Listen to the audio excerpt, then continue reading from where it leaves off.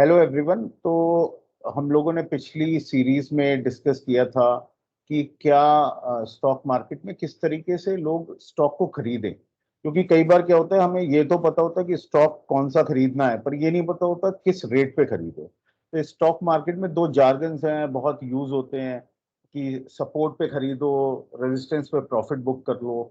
तो कई बार टेलीविजन पे या फिर कोई कहता है सपोर्ट रेजिस्टेंस, तो लोगों को समझ में नहीं आता यार सपोर्ट रेजिस्टेंस है क्या चीज। तो हमने पिछले बार डिस्कस किया था कि यार ये सपोर्ट रेजिस्टेंस क्या होते हैं, तो इस बार उसका थोड़ा सा रिकैप कर लेते हैं और फिर हम आगे जाएंगे कि किस तरीके से आप लॉन्ग टर्म इन्वेस्टमेंट के लिए बेस्ट प्राइसेस पे अपने मनपसंद स्टॉक में एंट्रीज ले सकते हैं। तो इस बार I am picking ICICI bank. तो मैं उसका चार्ट आपसे शेयर करता हूँ। तो this is the chart for ICICI bank. तो हमने पिछली बार क्या सीखा था कि जब हम ट्रेडिंग व्यू में जाते हैं, ऊपर स्टॉक का नाम दिखता है और यहाँ पे डी दिख रहा होता है, डी या डब्ल्यू या फिर 1 आवर। तो ये बेसिकली अलग अलग टाइम फ्रेम्स होते हैं। तो आज हम जिस टाइम फ्रेम पे रिकैप करेंगे वो है 1 डे का। तो मैंने यहाँ पे आईसीआईसीआई बैंक का 1 डे का चार्ट लगाया है और मैं यहाँ पे कुछ ड्राइंग्स हैं उनको पहले क्लियर कर देता हूँ। तो हमें ये कुछ कैंडल्स दिख रही हैं। तो इस कैंडल्स में आप देखोगे कई सारी कैंडल एक पॉइंट पे जाती हैं, फिर उस पॉइंट से उतर के आ जाती हैं, फिर कहीं पे वो इकट्ठे कई सारी कैंडल बनने लगती हैं। फिर प्राइस ऊपर जाता है, फिर प्राइस नीचे आता है, फिर नीचे आके ऊपर जाता है। तो जितनी बार वो किसी जगह पे आके रुकता है और कहीं पे जाके थम जाता है, वो हमारे लिए इंपॉर्टेंट एरियाज हो जाते हैं। आप उसे प्राइस ऑफ इंटरेस्ट कह सकते हो, एरिया ऑफ इंटरेस्ट कह सकते हो। और इन लेवल्स पे हमें एक हॉरिजॉन्टल लाइन अपने चार्ट पे बना लेनी चाहिए। तो फॉर एग्जांपल इस रेट पे मैं देख रहा हूँ कि ये कैंडल, क्योंकि ये बहुत पुराने रेट हो गए, तो मैं इसके लिए बारे में कई बार ज्यादा परेशान नहीं होता, लेकिन फिर भी एक बार हम इस चार्ट को थोड़ा छोटा कर लेते हैं। तो हम इसे 1 वीक का चार्ट लेते हैं और देखते हैं कि आईसीआईसीआई बैंक में एक हफ्ते की कैंडल्स पे क्या काम हुआ है। तो हम देख रहे हैं कि 2018 के बाद के रेट्स हमारे लिए ज्यादा इंपॉर्टेंट है। तो हम देख रहे हैं 300 के नीचे ये रेट था, 300 के ऊपर आया, 300 के ऊपर आया, 380 तक गया। उसके बाद ये स्टॉक फिर से नीचे आया, फिर ऊपर गया। तो हमारे लिए इम्पोर्टेंट है कि जिस जगह से ये स्टॉक ऊपर गया है और नीचे आया है, हम वहां पे लाइन खींच लें। तो ये 343 के आसपास मैं देख रहा हूँ कुछ कैंडल्स बनी हैं। और ये कोविड के बाद भी जब स्टॉक गिरा, फिर ऊपर चढ़ा, तो यहीं पे रुका, फिर नीचे आया, फिर यहीं पे अटक गया, फिर कई बार इसी रेट पे इसने सपोर्ट लिया। तो ये एक इम्पॉर्टेंट एरिया ऑफ इंटरेस्ट या प्राइस ऑफ इंटरेस्ट हो गया। तो मैं यहाँ पे एक हॉरिजॉन्टल लाइन ड्रॉ कर लूंगा जो कि ऑल टाइप से होगा। कोशिश करूंगा कि सभी कैंडल्स को मैं टच कर लूं। तो यहाँ पे मैंने एक ऑल टच करके एक लाइन खींच ली है। एक मिनट, ये चार्ट थोड़ा सा चेंज हो गया है।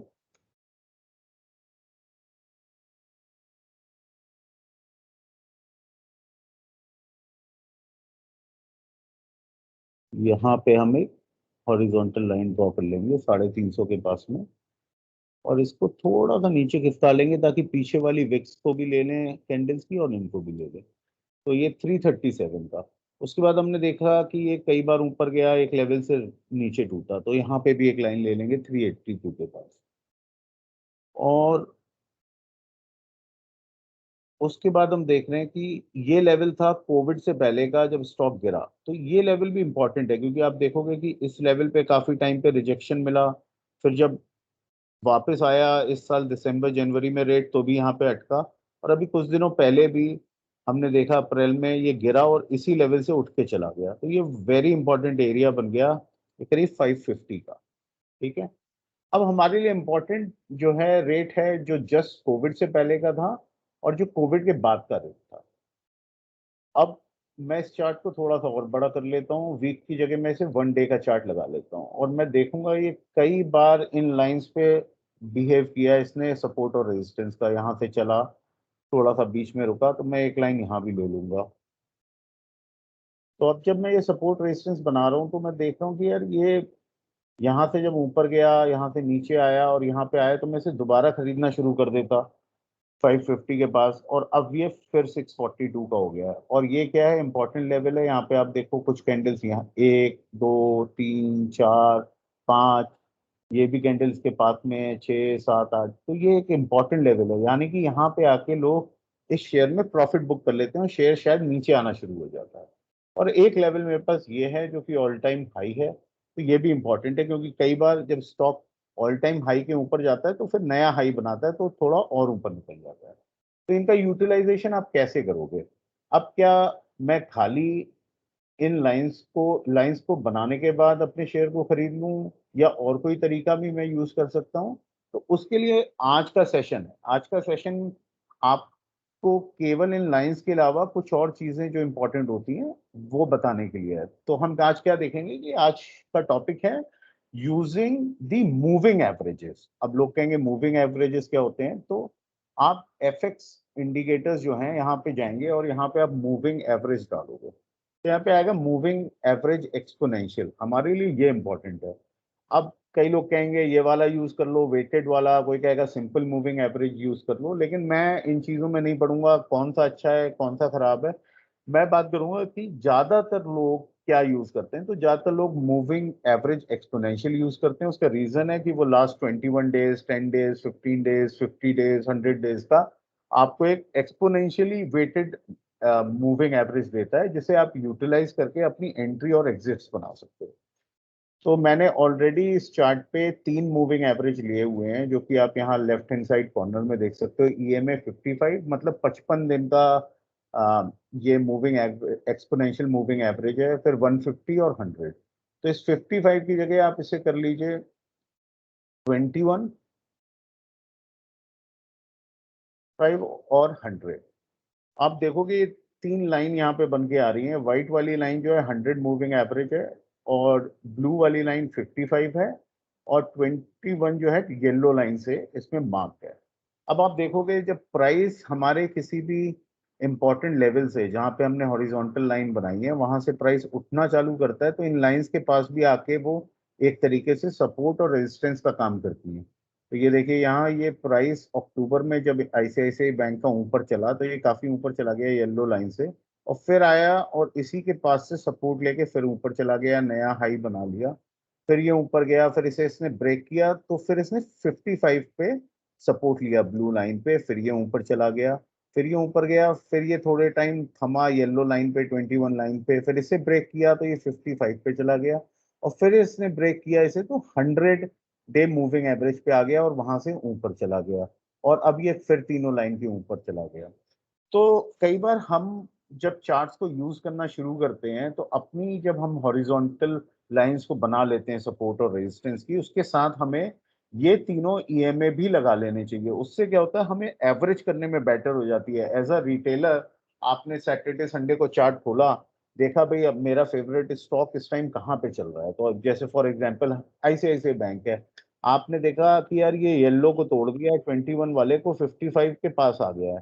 तो आपने कहा चलो मैं एक काम करता हूँ 10 शेयर यहाँ पे खरीद लेता हूँ आईसीआईसीआई बैंक के। जब ये अगर नीचे आ गया तो मैं 100 के पास 10 शेयर और खरीद लूंगा। फिर आपने देखा ये 100 के पास आ गया, 10 शेयर और खरीद लिए। अब अच्छा बैंक है, बैंक में कोई बैड न्यूज नहीं है, बैंक पे कोई केस नहीं चल रहा है, केवल मार्केट में थोड़ा कोरोना के केसेस अप्रैल में बढ़ गए हैं, मई में बढ़ गए हैं, उस वजह से रेट नीचे आ रहा है। तो आपने देखा ये 100 के नीचे जा रहा है। तो मैं कई बार क्या करता हूँ जब ऐसा माहौल देखता हूँ तो इसे 100 की जगह 200 कर लेता हूँ या 150 कर लेता हूँ। तो फिर मैं देखता हूँ कि 200 के पास आने की चांसेस हैं, तो मुझे मालूम पड़ा कि 200 का एवरेज यहाँ पे 500 के आसपास बन रहा है। तो मुझे लग रहा है हो सकता है भाई ये 200 से सपोर्ट लेके ऊपर की तरफ जाए, तो यहाँ पे मैं थोड़ा थोड़ा शेयर और खरीदता रहता हूँ। अब उसके बाद शेयर का प्राइस या तो ऊपर जाएगा या नीचे जाएगा, लेकिन अगर अच्छा शेयर है और कोविड जैसी सिचुएशन नहीं है तो आप देखोगे कि हिस्टोरिकली अगर आप इस रेट को बैक चेक करोगे तो 200 जो मोटी वाली व्हाइट लाइन है, आप देखोगे उससे अक्सर सपोर्ट लेके शेयर का प्राइस ऊपर चला जाता है। तो ये अच्छे स्टॉक्स में जो निफ्टी 50 के स्टॉक्स हैं उसमें ये 200 लाइन और 400 की जो लाइन होती है ये बड़े इंपॉर्टेंट बेंचमार्क्स होते हैं। हम देखते हैं चलो कि कोविड के टाइम पे क्या हुआ था। लास्ट ईयर कोविड के टाइम पे अगर मैं इस 100 की लाइन को 400 की लाइन बना देता हूँ तो आप देखोगे कोविड में ये 400 के नीचे गया और जैसे ही 400 से सपोर्ट लेके ऊपर चालू हुआ तो अभी तक 400 पे आया नहीं, जो कि आज की डेट में 470 के आसपास है। तो ये बड़े इंपॉर्टेंट होते हैं। तो हम प्राइस के साथ अगर मूविंग एवरेजेस को अपनी स्क्रीनिंग में डाल देते हैं, देखना हमें अभी भी प्राइस है कि प्राइस किसी इंपॉर्टेंट जोन को तोड़ के ऊपर जा रहा है क्या? फॉर एग्जाम्पल प्राइस अगर यहाँ पे है, यहाँ पे सपोर्ट ले रहा है, ऊपर जा रहा है, तो हमें ये देखना है कि यार कौन से मूविंग एवरेज का ये सपोर्ट लग रहा है। तो हो सकता है मैं यहाँ ना खरीदूं, क्योंकि मैं एक सेफ प्लेयर हूँ। मैं चाहता हूँ कम से कम यार 55 डे के मूविंग एवरेज से सपोर्ट ले, मैं तभी बाई करूँ। तो मैं यहाँ पे बाई कर रहा हूँ, और फिर मैं ऊपर चला जा रहा है ये। फिर हो सकता है कि ये बहुत दूर चला जाए, मेरे किसी लेवल पे आ जाए 642 पे, तो मैं इसे प्रॉफिट बुक कर दूँ। अब मैं आपको बताता हूँ कि इस चार्ट को हम कैसे यूज करते हैं। तो मैं आपको दिखाता हूँ कि मैंने इस चार्ट पे एक्चुअली पहले से कुछ लेवल्स ड्रॉ करे हुए थे, और वो चार्ट मैंने यूटिलाइज किया था अपने स्विंग ट्रेड के लिए बजट के बाद। तो मैंने बजट के बाद आईसीआईसीआई बैंक में ये सोचा था कि यार 550 के पास जब ये स्टॉक आएगा, तो मैं अपनी पोजीशंस बनाना शुरू करूंगा। क्यों ये मैंने सोचा था?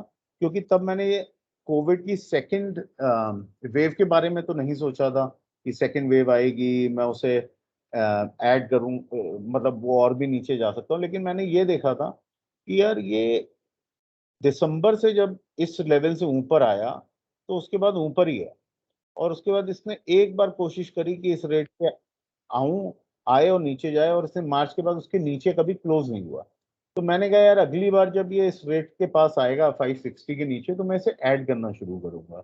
हुआ क्या, ये कुछ ही दिनों में उसके नीचे आ गया और नीचे आ गया। कोविड के केस अप्रैल में बढ़ने लगे, तो मैंने इसकी क्वांटिटी थोड़ी बढ़ा ली स्टॉक की, कि यार ये बहुत बढ़िया लेवल पे आ गया है और अपने 200 डीएमआ के आसपास सपोर्ट भी ले रहा है, तो मैं इसमें थोड़ी क्वांटिटी बढ़ा लेता हूँ।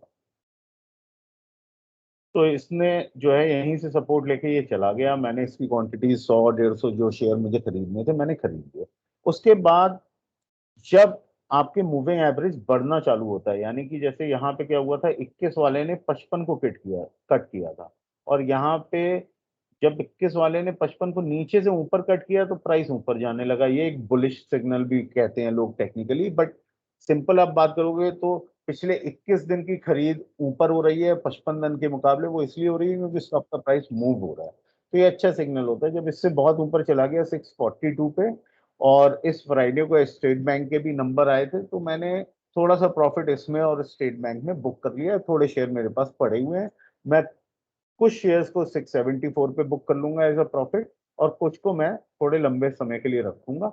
लेकिन अगर स्टॉक का प्राइस फिर 550 के पास आएगा, तो मैं इस स्टॉक में दोबारा एंट्री लूंगा, क्योंकि करेक्शंस और प्रॉफिट बुकिंग ये पार्ट एंड पार्सल है स्टॉक मार्केट का। तो आपको अपने जो फेवरेट स्टॉक्स हैं उसमें सपोर्ट पे खरीदना है, और रेजिस्टेंस पे आपको अपना प्रॉफिट बुक करना है। तो दो चीजें आप यूज कर सकते हैं। ये बहुत सिंपल है कि आप डेली का चार्ट लें, और उस पे ईएमए और अपने कैंडल स्टिक्स पे जो प्राइस सपोर्ट और रेजिस्टेंस ले रहा है उनको आप यूज करें। अब एक और स्टॉक उठाते हैं जिसमें कुछ इससे भी इंटरेस्टिंग हो रहा है, हाँ, जैसे कि टाटा एलेक्सी। गौरव एक क्विक क्वेश्चन है यहाँ पे। Sure sure. अ, जैसे अभी आपने आईसीआईसीआई बैंक का जो चार्ट दिखाया था उसमें अगर अगर मैं इन्वेस्टमेंट के लिए देखूं और मैं मूविंग एवरेज वाला देखता हूं, तो अगर मेरा वो जो कैंडलस्टिक वाला चार्ट है वो जितना ज्यादा लॉन्गर ड्यूरेशन मूविंग एवरेज के पास में आएगा उतना बेटर है मेरे लिए उस स्टॉक में इन्वेस्ट करना। एब्सोल्युटली। अगर मैं मान लो इसे 1 मंथ का लगा लेता हूँ, 1 मंथ से बड़ी कैंडल चार्ट नहीं होता जी। है ना। तो मैं 1 मंथ में अगर लगा लेता हूँ, तो आप देखोगे यहाँ पे जो इसका 200 एमा है वो बहुत नीचे है, टू हम्म। थर्टी तो 238 तो अब नहीं आएगा। लेकिन इस केस में मैं क्या करूंगा, इसे मान लीजिए 100 करूंगा। ओके। ठीक है, तो ये बहुत बड़े फॉल्स में ही 100 काम आता है। कब काम आया था? जब कोविड जैसी सिचुएशन आई थी, है ना।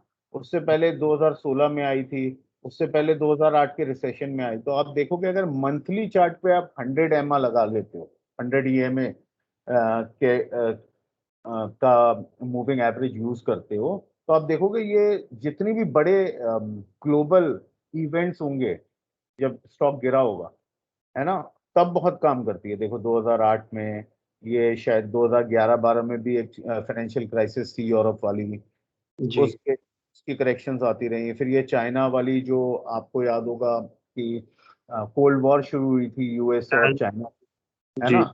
ये तब के टाइम की करेक्शन है। उसके बाद देखो स्टॉक एक बार भी उसे टच भी नहीं करा, लेकिन कोविड में आया, वहीं से सपोर्ट लिया और वहीं से ऊपर चला गया। ठीक है। जी। तो अब और इस तरीके की जो बड़ी करेक्शंस होती हैं, आप देखोगे ये मतलब कोई ना कोई रीजन हर बार अलग होता है। इस बार पेंडेमिक था, उससे पहले कभी चाइना कोल्ड वॉर थी, उससे पहले कोई फाइनेंशियल सब प्राइम क्राइसिस थी। बट 5-6 साल में एक कोई मौका ऐसा मिलता है जिसमें डीप करेक्शंस होती है, और वो एक करेक्शंस ऐसी होती हैं जिसमें कई कंपनियां तो खत्म हो जाती हैं, बंद हो जाती हैं। तो उस करेक्शन में आपको इंपॉर्टेंट होता है कौन सी कंपनी खरीद रहे हो, और या आपके पास उससे पहले कौन सी कंपनी थी। क्योंकि अगर कोई कंपनी बर्बाद होती है तो वो ऐसी बर्बाद होती है कि उसका फिर स्टॉक उठना मुश्किल हो जाता है। तो इसीलिए स्टॉक सिलेक्शन बहुत इंपॉर्टेंट है। अब इसी को आप 1 वीक लोगे, सेम ईएमएस लगे हैं, तो आप देखोगे 100 is a very good price two by अगर आ जाता है तो। मैं मोस्टली अच्छे स्टॉक्स में जो साल भर की पोजीशन है, या होली से दिवाली की पोजीशन है, या कोई news quarter to quarter basis है, मैं वो 25 और 21 और 55 के बीच में बनाता ओके। हूं। आप ये देखोगे कि कोविड से जब से प्राइस ऊपर आया, ठीक है ना, उसके बाद ये 21 से ही सपोर्ट लेके चला जा रहा है, और ये वीकली चार्ट है। ठीक है ना। ठीक। इसको आप जैसे ही डेली पे लगा दोगे तो थोड़ा सा प्राइस एक्शन डिफरेंट हो जाएगा। तब आप देखोगे कि 100 और 55 बहुत इंपॉर्टेंट है, वहां से सपोर्ट लेके जा रहा है। तो अब आप ये कहोगे कि गौरव मैं कौन सा यूज करूं। यार आप कोई भी यूज कर सकते हो, लेकिन आपको कंसिस्टेंट रहना पड़ेगा, है ना। आप ये देखो आपके लिए बेस्ट कौन सा है, आप उसे थोड़ा सा बैक टेस्ट कर लो, है ना। उस स्टॉक को लो और आप देखो कि वो सबसे बढ़िया सपोर्ट कहाँ पे ले रहा है, 55 पे, 100 पे, या 21 पे। तो वो स्टॉक स्पेसिफिकली आप पोजीशन अपनी चेंज कर सकते हो। और बेस्ट तरीका होता है कि मैं क्या करता हूँ, यहाँ पे एक टेक्स्ट का बॉक्स आता है, मैं यहाँ पे लिख लेता हूँ ICICI bank back tested on 100 EMA takes support since let's say 2014। अब ये नोट मैंने यहाँ रखा और यहाँ पे मैंने सेव का बटन बना दिया। ठीक है। अब मुझे ऐसे ऐसे बैंक हर हफ्ते देखना है या महीने में एक बार देखना है, तो मैंने ये नोट रेफर किया, उसके हिसाब से चार्ट को लगाया, देखा प्राइस आ रहा है कि नहीं आ रहा है। मेरी जो मैंने सोचा जहाँ पे मैं एंट्री लूंगा नहीं आ रहा है तो मैं नहीं खरीदूंगा। और यही डिसिप्लिन है स्टॉक मार्केट में कि आप अपने प्राइस के लिए रुकिए, ना कि अब हो सकता है ये 700 चला जाए, लेकिन तब भी इसके लिए 100 बहुत इंपॉर्टेंट होगा, भले ही वो उस टाइम पे आपको 500 का रेट हो। लेकिन अगर आपको लगता है मुझे ऐसे ऐसे खरीदना है, पर मैं क्वांटिटीज तब बढ़ाऊंगा जब ये कहीं सपोर्ट लेने आएगा, तो आप वो कर सकते हो 10 या 15 शेयर अभी आप कोई करेक्शन देख के इसका 21 या 55 पे एंट्री ले लो, और 100 पे जब आए तो अपनी क्वांटिटीज को आप इंक्रीज कर लो। तो उससे क्या होता है कि अगर ये प्राइस ऊपर भी चला गया तो आपने एक लॉजिकल एंट्री तो ली थी 21 या 55 ईएमए पे, वो प्राइस छूटे तो नहीं आपके। अब ऐसे ही एक मैं आपको एग्जांपल दे रहा था, कई बार क्यों कह रहा हूँ कि एंट्री ले लेनी चाहिए, उसका बहुत अच्छा एग्जांपल आपको टाटा एलेक्सी में दिखाई देगा। वेरी गुड स्टॉक, बहुत अच्छी कंपनी है, क्योंकि ये नेक्स्ट जनरेशन की है, मुझे बहुत पसंद है। मैं ये नहीं कहता आप खरीदो या वो करो, लेकिन इसके प्राइस एक्शन में इसी जो 100, 21 और 55 की वजह से मुझे नुकसान हुआ, मैं वो बता रहा हूँ।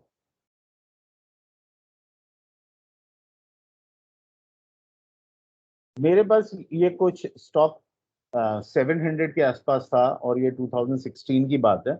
और मुझे बहुत ज्यादा चार्ट उस टाइम समझ में नहीं आते थे, मैंने कुछ शेयर्स इसके खरीद लिए थे, अच्छे खासे 300-400 शेयर्स थे मेरे पास 700 के रेट में। और मेरा टारगेट था कि यार 1000 के आसपास आएगा तो मैं बुक कर लूंगा। और ये स्टॉक चला और ये 1000 पहुंचा और मैंने उसे बुक कर लिया। ठीक है। और उसके बाद मैं बैठ गया कि यार वापस आएगा 700-800 के रेट पर, मैं फिर खरीद लूंगा। तो उसके बाद ये गया गया गया गया गया ऊपर, एक बार इसने करेक्शन दी, मैंने इसे फिर खरीद लिया। मैं बड़ा खुश हुआ कि 700 का रेट आ गया और मैं इस शेयर को फिर लूंगा, अब फिर 1000 पे बेच दूंगा। अब की बार जब मैंने यहाँ पे 1000 में इसे बेचा इस साल, दिवाली से थोड़ा पहले, और मैं बैठा रहा कि यार अब ये 700-800 आएगा, 900 आएगा, मैं इसे फिर खरीदूंगा, और ये आया ही नहीं इस रेट पे। ये वहां से सीधे 4000 का हो गया स्टॉक। इस स्टॉक ने 1 रुपए की भी करेक्शन नहीं दी। 1000 रुपए की यहाँ पे आने के बाद ये निकलता गया निकलता गया, जब ये 1200 हो गया, मैं कहा चलो 1200 का हुआ, कोई करेक्शन आएगी 1100 के आसपास मैं ले लूंगा। ये नहीं आया। फिर ये चला गया, फिर जब ये 1500 1800 का हो गया तो मैंने सोचा यार अब तो बहुत ऊपर चला गया, और कितना ऊपर जाएगा, थोड़ा नीचे जाऊंगा। और इस टाइम पे मेरी ट्रेनिंग चल रही थी चार्ट वार्ट की। तब मैंने इसे दोबारा जो है 2600 पे इसे मैंने बाई किया।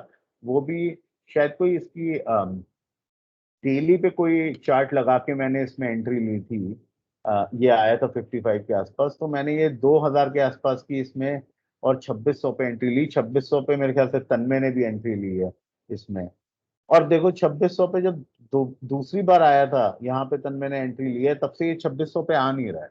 तो इसलिए ये भी इंपॉर्टेंट होता है, कई बहुत अच्छे जो स्टॉक्स होते हैं उनमें ये काम नहीं आता, तो वहां पर आपको थोड़ी सी रिस्क की क्वांटिटीज कम कर लो, बट कोई स्टॉक ऊपर जा रहा है तो कहीं ना कहीं एक लॉजिकल एंट्री उसमें लेनी पड़ती है, वरना फिर बहुत आगे वो स्टॉक चला जाता है। अब इसमें आप देख रहे हो मैंने स्क्वायर बनाया है, वो इसलिए बनाया कि मैं इसे जब अगर इसके नीचे आ जाएगा तो मैं वेट करूंगा कि ब्लू लाइन के आसपास आए और मैं इसमें थोड़ी सी क्वांटिटीज ऐड करूँ। और कोई स्टॉक अगर आप लोग बताओगे तो हम उसका चार्ट खोलते हैं, क्योंकि ये तो मेरे दो फेवरेट स्टॉक्स थे, या जिनमें हो सकता है मेरी पोजीशन हो, मैंने वो खोले थे। अगर आप में मैं से कोई। ये पूछना चाहता हूँ कि पेंडेमिक जो लास्ट ईयर आया था फर्स्ट वेव का, उसमें बहुत इम्पैक्ट आया था। सेकंड वेव में भी इस समय एक महीने बहुत बुरी स्थिति रही थी, बहुत ज्यादा कैजुअलिटीज हुई हैं, लेकिन मार्केट में तो फर्क नहीं आया। हाँ, ये बहुत अच्छा क्वेश्चन है यार, ये वेरी गुड क्वेश्चन। और इसके लिए मैं क्या करता हूँ कि निफ्टी का चार्ट खोल लेता हूँ, है ना, क्योंकि Nifty is the representation of all the stocks. So मैं निफ्टी 50 का स्टॉक खोल लेता हूँ, एंड लेट्स डू, इस पे हम वीकली चार्ट बना लेते हैं। इस पे कुछ लेवल्स लिखे हैं, वो मैं हटा देता हूँ।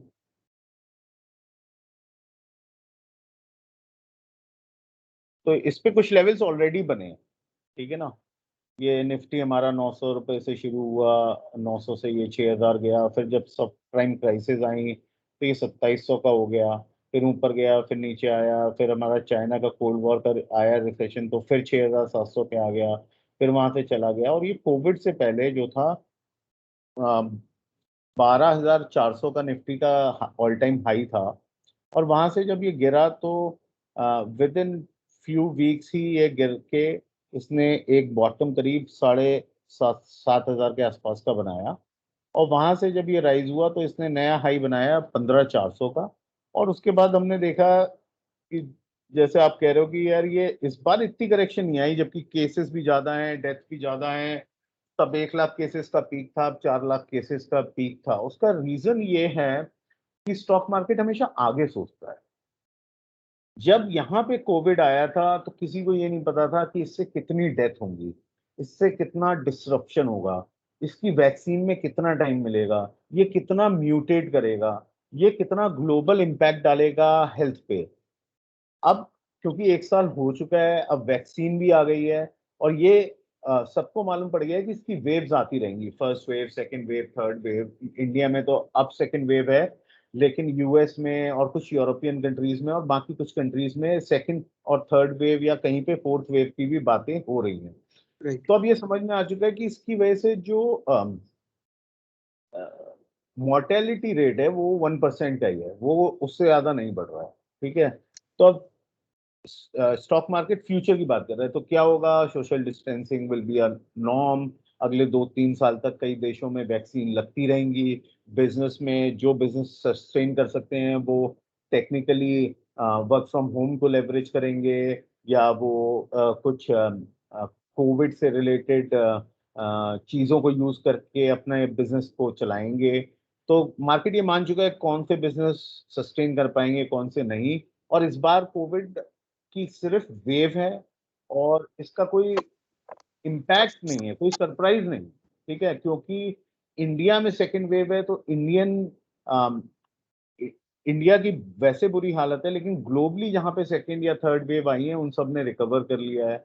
अब कुछ जगह आप देख रहे हो जहां पे वैक्सीनेशन तेजी से हो रहा है, वहां पे मास्क भी नहीं पहन रहे, तो मार्केट फॉरवर्ड लुकिंग होता है।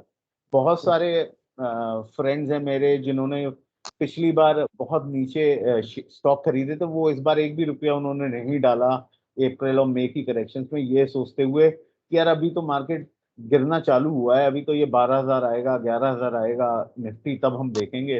और मार्केट ने क्या किया कि वहां से 14,200 और 14,155-60 के लेवल से, यहाँ पे कैंडल्स भी आप देखोगे कि मार्केट यहाँ तक आया। ये देखोगे आप, मई के 19 अप्रैल वाली कैंडल है वीक की। मार्केट ने यहाँ बॉटम बनाया और यहाँ से आप देखोगे वापस 15,000 के ऊपर चला गया। इनफैक्ट क्लोजिंग जो है फ्राइडे को 15,175 हुई है। तो ये सरप्राइज की वजह से है कि यार इतना बड़ा सरप्राइज नहीं है। हाँ, और मार्केट अनइमोशनल होता है। मार्केट ये देख रहा है कि अभी भी मोर्टेलिटी रेट ज्यादा नहीं है, वैक्सीन काम कर रही है। जिन कंट्रीज में वैक्सीन लगी है वहां पे रेट गिर रहा है, यहाँ तक कि मास्क लोग छोड़ रहे हैं। तो यार वो फॉरवर्ड लुकिंग होता है, अनइमोशनल होता है मार्केट।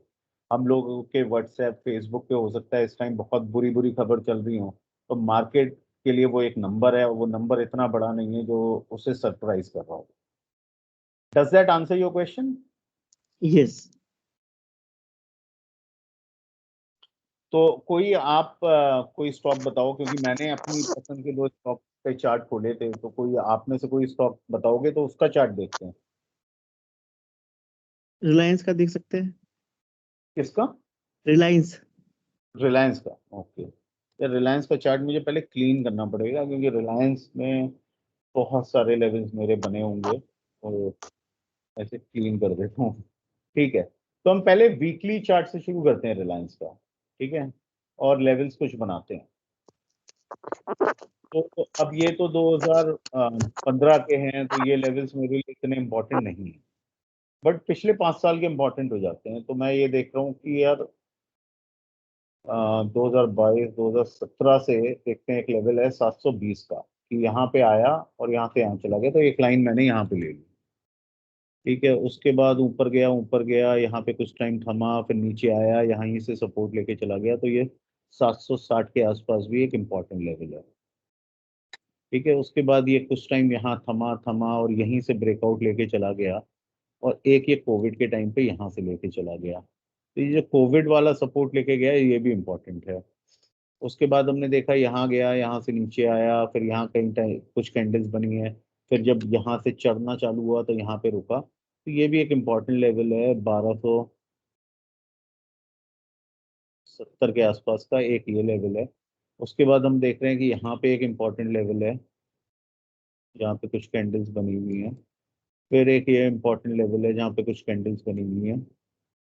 और उसके बाद हम देख रहे हैं कि यार ये ऊपर गया, तो ये ऑल टाइम हाई था, तो यहाँ पे एक बना लेते हैं। और फिर ये कैंडल्स देखते हैं कि यार यहाँ आया, यहाँ सपोर्ट लिया, ऊपर चला गया, यहाँ सपोर्ट लिया, ऊपर चला गया। तो ये एक विक, 2 विक, और यहाँ पे 2 कैंडल्स, तो इनको एक लाइन पे ले लेते हैं,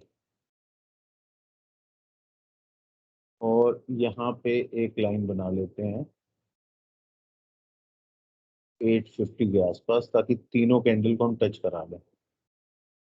ठीक है, अब ये आप ये देखोगे कि कोविड के टाइम पे जब ये नीचे आया, तो इसने वीकली चार्ट पे 100 डे मूविंग एवरेज को तोड़ा, और 900 के रेट से सपोर्ट लेके ऊपर चला गया। ठीक है, अब अगर मैं इसको यहाँ पे 100 की जगह 200 ले लूँ, जब बड़ी गिरावट आ रही है, तो वो एक अच्छा मार्क हो जाता है मुझे बाइंग के लिए।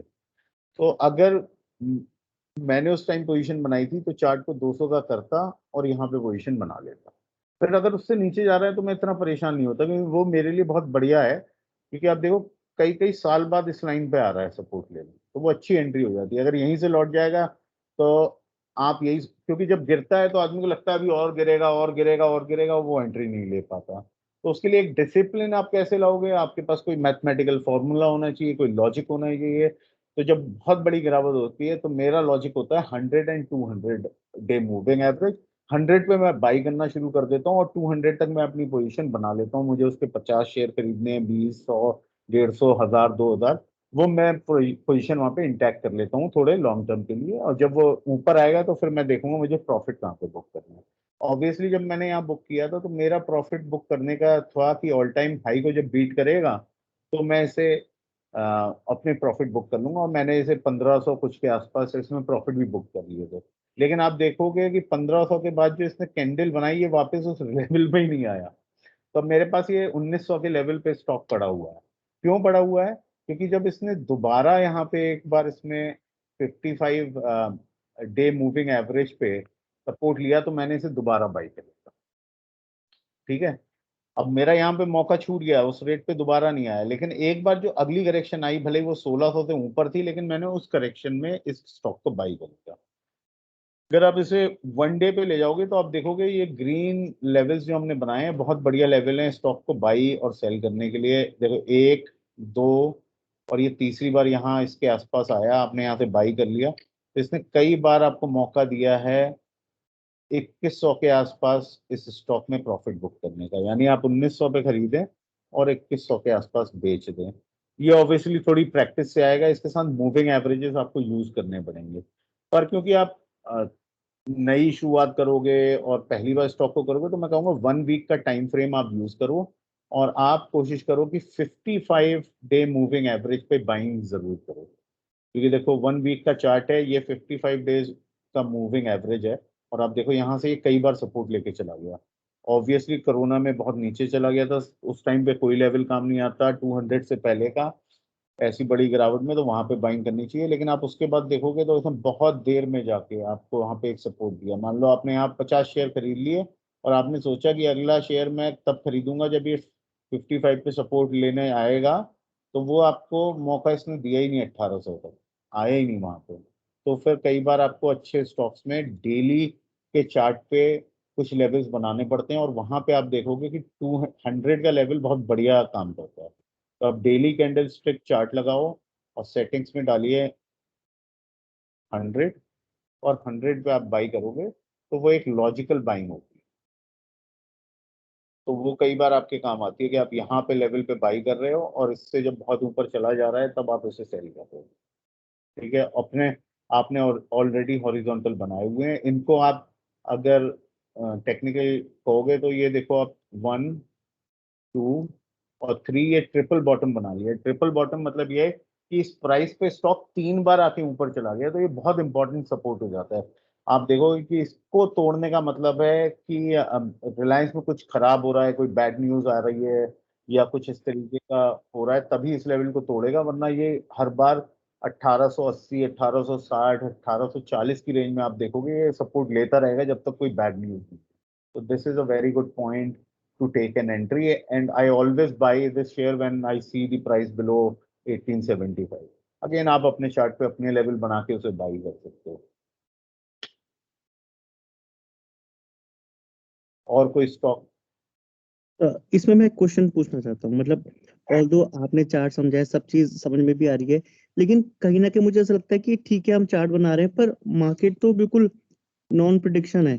चार्ट हमने हमने वो लाइन खींच ली कि यहाँ पे सपोर्ट ले रहा है, लेकिन जब हम लाइन खींचेंगे उसी बार वो वहां से सपोर्ट नहीं लेगा और वो बहुत नीचे चला जाएगा। मतलब शायद मेरे साथ, अगर मैं लाइन खींचूंगा अभी तो मेरा तो उल्टा ही होगा कि मैंने वहां पे लाइन खींची तो जाएगा बहुत नीचे ही। लेकिन ये जो एवरेज लाइन है ये बहुत अच्छा एक चीज का है कि ऐसे कभी कभी मुझे लगता था कि कहाँ पे खरीदूं कि और गिर रहा है, अरे और गिरेगा, और रुक जाओ, वो उठ जाता था, नहीं ले पाते हाँ थे। पर अब इसका मतलब ये कि 100 डे मूविंग पे आप ले लो, वरना फिर आपका रह जाएगा। हाँ 100, या देखो जैसे फॉर एग्जांपल ये डेली पे मैंने 200 का लेवल बनाया है, ठीक है।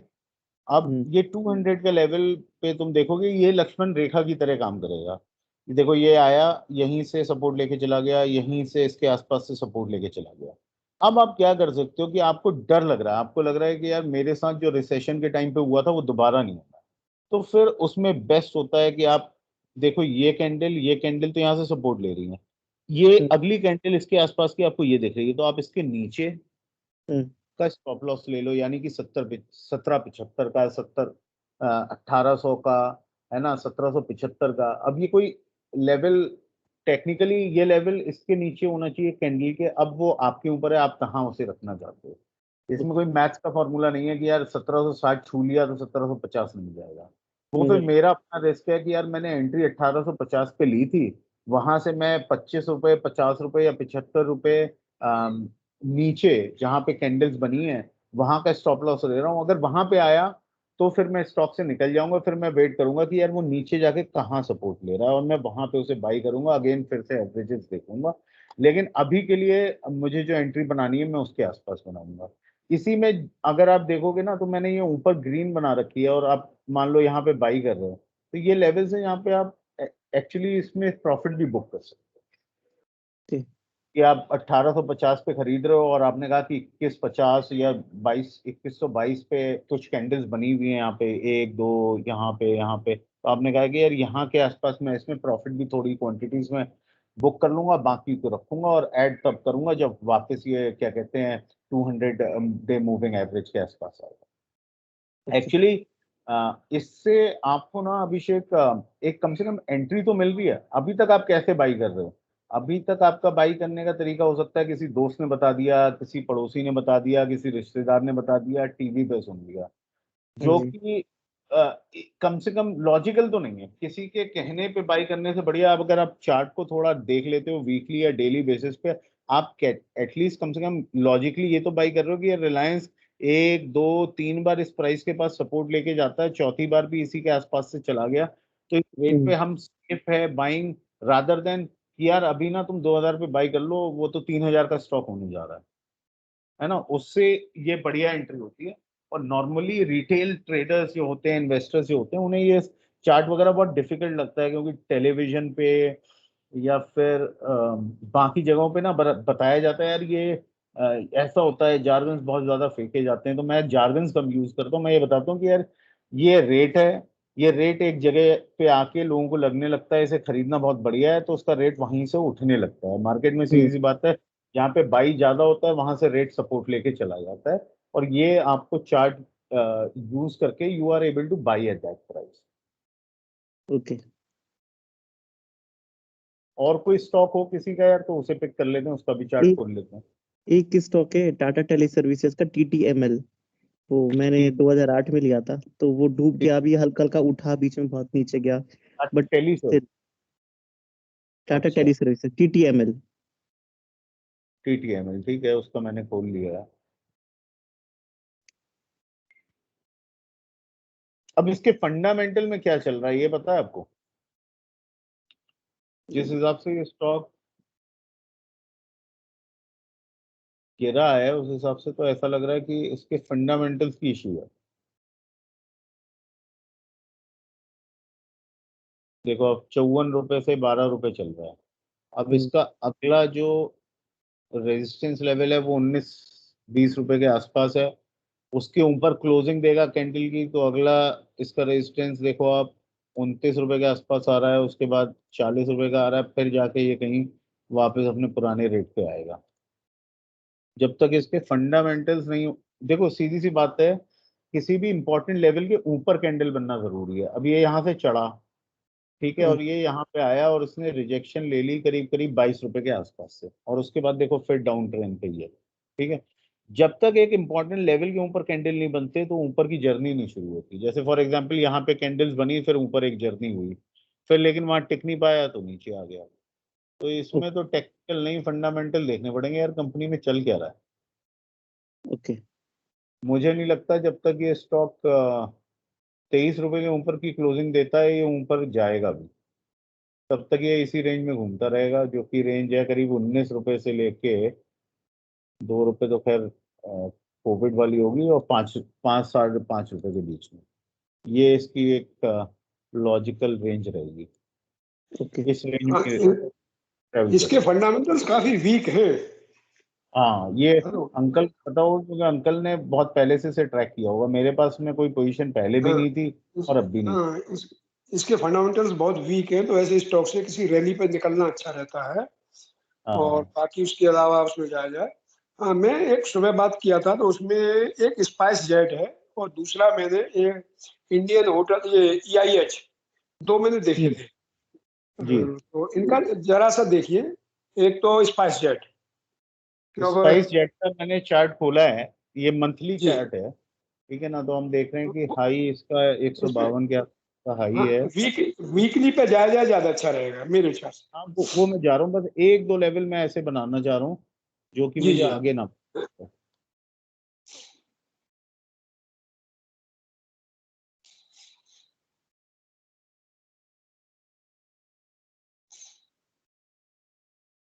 थोड़ा आप देखते होगे अंकल की ये दिवाली के बाद एक तरीके से मार्केट थोड़ा सा री रेट होता है ना।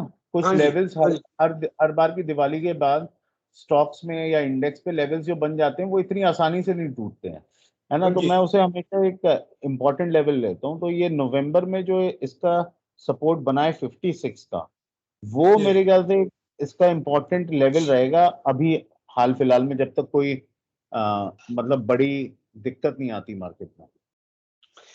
हाँ, वैसे मेरा अपना मानना ये था कि इमीडिएट इस पर 70 और प्लस 60, देर आफ्टर 60 पे बहुत हम्म, अच्छा बाई हो जाएगा।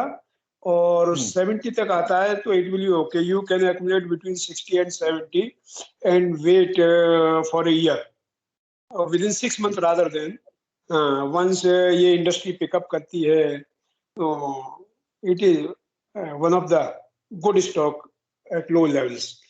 और हाँ। उसी तरीके से हाँ वैसे जी। आप 60 कह रहे हो ना, तो 60 पे चार्ट पे भी अगर आप देखोगे तो 1 2 3 हफ्ते का सपोर्ट इसने लिया है, पहले भी इसी वो लेवल से मेरा, तो इसके नीचे क्लोजिंग दे नहीं रहा है काफी टाइम से। हाँ हाँ इसके वही ऊपर मेरा ही अपना वो है, था कि 60। दिवाली के यस। बाद से इसने इसके नीचे क्लोजिंग नहीं दी है। और आप सही कह रहे हो कि 70 के नीचे आता है तो 60 तक आप इसे एवरेज करके रखो। और अगर किसी को स्टॉप लॉस लेना है तो मेरे ख्याल से वो 54 के नीचे लगा सकते हो आप, या इस लेवल जी, पे for 50, long, for long 52 term का rather than. Stop loss yes. लगा सकते हो 8 रुपए का। और इसका हाँ हाँ टारगेट जो मेरे ख्याल से बनेगा ना, वो अपवर्ड्स ऑफ 100 बनेगा पहला। ये और टारगेट आप जो ले सकते हो वो 120 का ले सकते हो। और मार्केट बहुत अच्छा अगर रिट्रेस कर जाता है, स्पाइस जेट्स की बुकिंग आने लगती है, फुल ऑन क्या कहते हैं इनकी एविएशन सर्विसेज शुरू हो जाती हैं, तो फिर ये अपने पुराने रेट के आसपास भी जा सकता है। वो I am expecting 150 like that for हाँ, लॉन्ग तो टर्म हमारा रादर हमारा देन। तीसरा पार्ट था अंकल, वो यही था ना कि today we will discuss about the sectors that are affected because of the pandemic. ये आपका उसी का यस पिक है? यस। हाँ ये उसी ये हाँ उसी का पिक है? हाँ। उसी उसी में से दूसरे मैंने इंडियन होटल और EIH देखा था। हालांकि छोटे में भी अच्छा दे सकते हैं, but since they are the leaders rather than, और हालांकि कुछ इसमें बड़े हुए हैं तो इसका भी सपोर्ट वगैरह देख करके EIH and Indian hotels. Indian hotel का मैंने चार्ट खोला है, तो पहले हम मंथली देख लेते हैं एक बार ब्रॉड वे में कि चल क्या रहा है स्टॉक में। जी जी। कोविड में 500 सपोर्ट लेके गया है, कोविड में 75 से सपोर्ट लिया है, और उसके बाद 95 पे सपोर्ट दिख रहा है, 109 पे दिख रहा है। वीकली पे देख लेते हैं।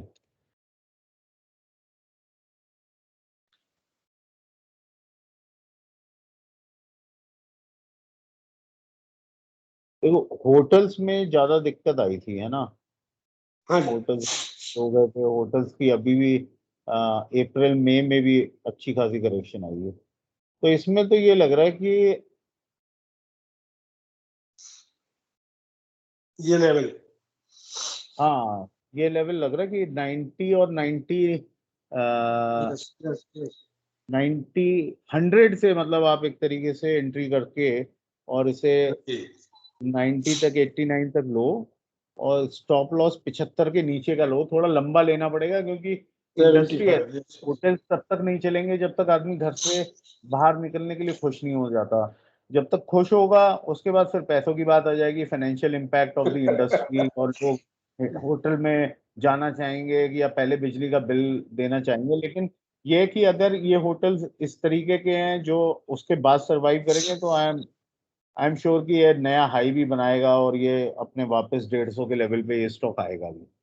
तो छोटी हाँ क्वांटिटी में आप बाई कर सकते हो, मतलब somebody who knows a bit about hotels कि ये होटल कैसा काम कर रहे हैं, तो मेरे ख्याल से ये 100 के नीचे till about 88 you can average the price.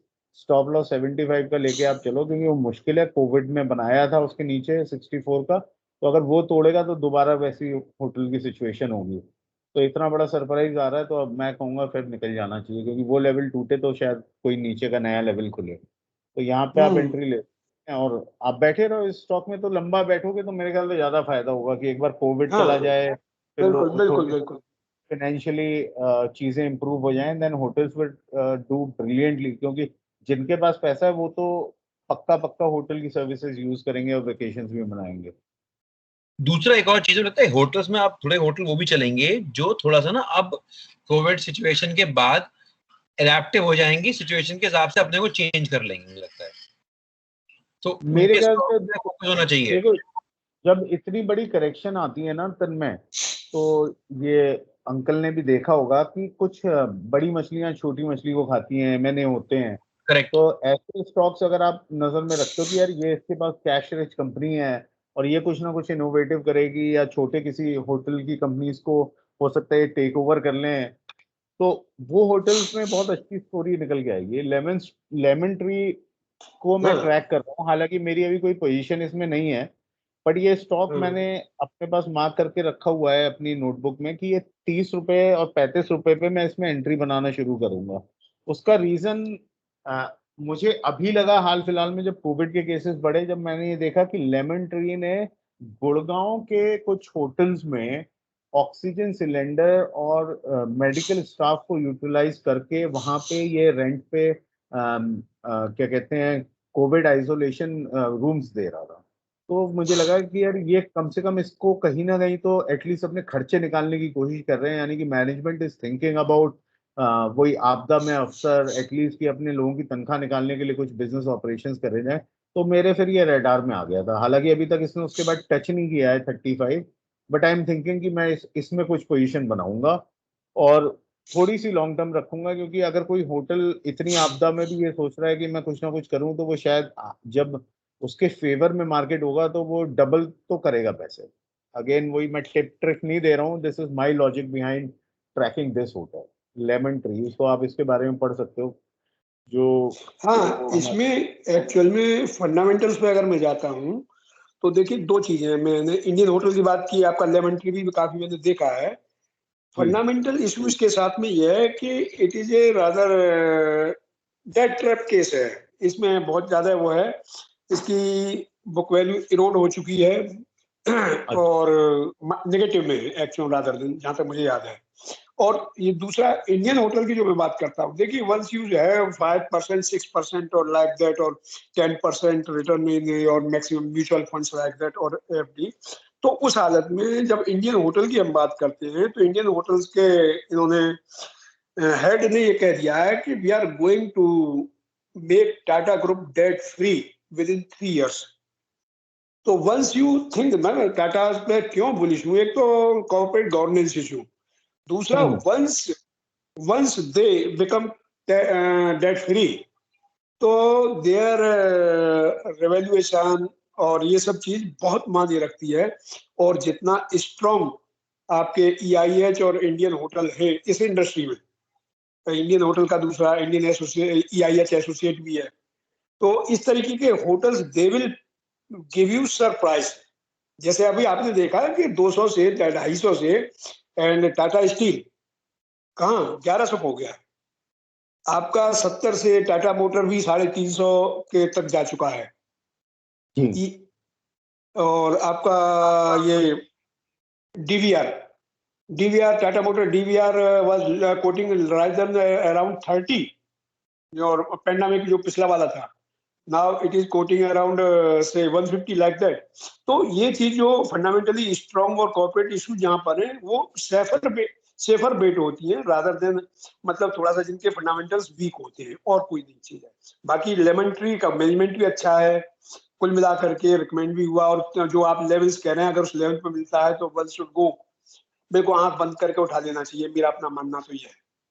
हाँ, इसमें अंकल आप कौन कौन सी इंडस्ट्री को अभी कोविड में 2 वेव आ गई हैं, दोनों वेव के बाद कौन सी इंडस्ट्री को इम्पैक्टेड मान रहे हो, heavily impacted? I mean impact तो हर जगह है। मैंने तीनों का नाम को आपको गिनाए थे, वन इज और टूरिज्म, ये टूरिज्म भी कह सकते हैं rather than aviation, tourism plus hotel industry, और तीसरा है आपका ये रेस्टोरेंट्स वगैरह चेन्स जिनकी हैं और उस तरीके हैं, इन पर सबसे ज्यादा इम्पैक्ट आया है। और जिसमें हमको बूम दिख रहा है वो आपका है ये, चाहे वो आईटी है या आपके फार्मा है या मेटल भी इस समय चाइना के इशू की वजह से फ्लेयर अप हुआ है। तो ये वो है। तो फ्लेयर अप वाले बैंकिंग है, बैंकिंग में once again I will like to go to SBI rather than, समझिए कि एसबीआई ने वो परफॉर्मेंस करके दिया है और I was expecting like that, समझिए कि भाई once it gives you extraordinary abnormal performance देता है तो इसकी रेटिंग जो होगी तो यहाँ से ये बहुत अच्छा रिटर्न दे सकता है। वही आपका 350 और लाइक 360 का, अब तो 380 हो गया रादर देन 380 से अब जब कभी मौका लगे keep it with you and wait for some years rather than. तो देखिए कि ये ऐसे स्टॉक्स मिलते कहाँ हैं साहब। आपने 2-3 वो दिए थे, जस्ट हम कटिंग शॉर्ट कर रहा हूँ मेरी बात को, स्टॉक्स के जो दिए थे, विप्रो था, आईटीसी था, इन्फोसिस था एंड ऑल दीस थिंग्स। आप इसी एसबीआई को देख लीजिए, इसका इशू शायद 100 पर आया था और face value 10, now face value 1, so it has given already 36 to 37 times returns. हाँ, कुछ लोगों को अंकल यहाँ पे फेस वैल्यू समझ में नहीं आ रही होगी, तो मैं ये बता देता हूँ कि अगर किसी भी स्टॉक की फेस वैल्यू 10 है, ज्यादातर आईपीओ के टाइम पे 10 होती है, और अब उसकी फेस वैल्यू 1 है, तो इसका मतलब उसने 1:10 में बोनस शेयर दे दिए अब तक। यानी अगर आपके पास एक शेयर खरीदा था तो उसने अब आपको 10 शेयर दे दिए बोनस में। तो अगर आपके पास हाँ, ये जो स्प्लिट पे चेंज होती है जी, स्प्लिट पे फेस वैल्यू चेंज होती है स्प्लिट पे, या उस पे रिमॉडलिंग पे जो करती हैं वो अपना कंपनी करती है। तो अगर 100 रुपए में आपने एक शेयर लिया था और अब आप एसबीआई का शेयर 400 रुपए का है, तो आपके पास 10 शेयर हैं और वो 400 रुपए के हैं, तो आपके 100 रुपए लगाए हुए 4000 हो गए हैं। तो वो कई गुना आपकी वेल्थ क्रिएट करी है उसने। तो एसबीआई में तो मेरे लेवल ऑलरेडी बने हैं। फिर अगेन मैं आपको दिखाता हूँ कि देखो, कोविड के बाद एक लेवल था, इसने एक ही दिन में, जिसे मैं निर्मला कैंडल भी कहता हूँ, कि फर्स्ट को हमारा बजट आया तो एक निर्मला कैंडल बनाई थी। उस दिन ये स्टॉक 283 रुपए से सीधे 407 रुपए का हो गया था, और उसके बाद से इस स्टॉक ने अभी कुछ दिनों पहले ही एक सपोर्ट लिया 326 पे, और भर भर के मुझे लगता है एसबीआई जिन लोगों को पसंद है उन्होंने ये स्टॉक में, मैं भी हूँ, तन्मय भी है, हम सबने यहाँ पे पोजीशंस बनाई है, और अभी तक मैंने अपनी एक भी रुपए की इसमें प्रॉफिट बुकिंग चालू नहीं करी है। हाँ, मेरे पास कुछ स्टॉक थे जो मैंने 380 के लेवल पे लिए थे, वो मैंने जरूर निकाल दिए कि अगली बार जैसे ये 374 के नीचे आना शुरू करेगा मैं इसे लूंगा। लेकिन इसमें आप यूज कर सकते हो जो टेक्निक मैंने बताई है, क्योंकि देखो एसबीआई का फंडामेंटल जो भी चल रहा हो, मेरा ये मानना है कि अगर स्टेट बैंक जैसा बैंक अगर बंद हो जाता है इंडिया में, तो इंडियन इकोनॉमी की हालत बहुत बुरी, तो शायद हमें तनख्वाह भी लेने में दिक्कत आए, बहुत सारे काम करने में दिक्कत आए। तो इसमें आप 55 डे मूविंग एवरेज को देखोगे तो वो बढ़िया लेवल है बाई करने का।